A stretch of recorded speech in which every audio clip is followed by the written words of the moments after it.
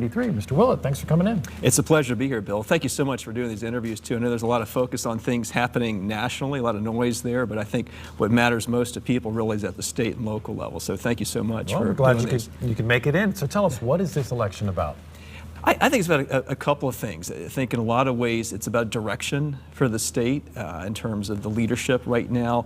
I think there's common sense or agreement, really bipartisan agreement on a lot of things and some common sense measures, but those things are not getting done because of the current leadership, and I'd like to be part of changing that leadership. So as far as, I mean, it's a very evenly divided House that delegates that you would be going into. When you say there's a lot of common ground, what are those issues where there's common ground? Because it seems to be, we had, for example, the aborted special session that lasted 90 minutes. We thought some gun issues, gun violence issues were going to be debated.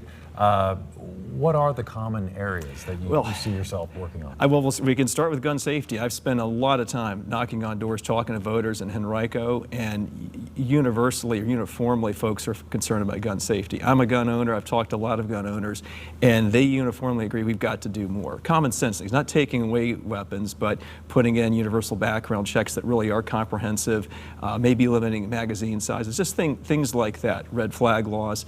I hear that from voters who are Republicans and Democrats. I think that's an example. I'll come back to education. That's another thing I hear almost at every door I knock, every voter I talk to. We have amazing schools in Henrico, but we pay our teachers way too low. And parents, and even non-parents understand, without taking care of the teachers, you can't take care of the students. Well, and so where does everybody would agree, hey, let's pay teachers more because everybody loves teachers, especially their own teachers. Where does that money come from? Because obviously the budget has to be balanced every year. So where would you find it? It's a prioritization issue. I think it's the best ROI, best return on investment we can make is investing in our schools.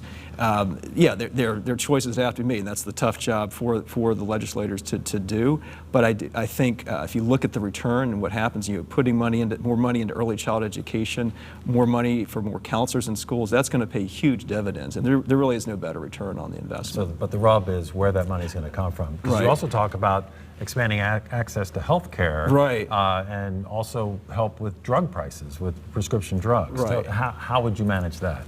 A couple of things there. On the state, we did through compromise get to a partial Medicaid expansion, and that's great. They made 400,000 more people eligible. Just over 300,000 now have been signed up for Medicaid coverage. That's great. What people forget, that there are additional 320,000 who were eligible or would be eligible under normal rules and with federal funding. They didn't get covered. Would that be if they had the income levels that are used in other states? Because Virginia seems to have a very, very low sort of it would be, it'd be adjusting that, but the feds will pay for most of that, and I think that's what the money we're leaving on the table. And again, I think with the right leadership, we can make that change. You mentioned drug pricing. Again, almost every door I knock on, someone has an issue with drug price. I mean, my own parents live in my district. They have Medicare. They have supplemental insurance. They're still paying $1,000 a month out of pocket for heart medications, and I hear that story all too often. The state has a role to play there in negotiating drug prices, and helping with that, and I think we can do better. And so these issues, for example, we talk about health care, we talk about guns, and schools. Again, I don't want to keep coming back to the budgetary things, but there must be areas where you could see cuts coming, so areas where there is money that could be put into some of these programs. Well, because even with Medicaid expansion, the state has to put up that 10%. If the federal government pays 90% of it eventually.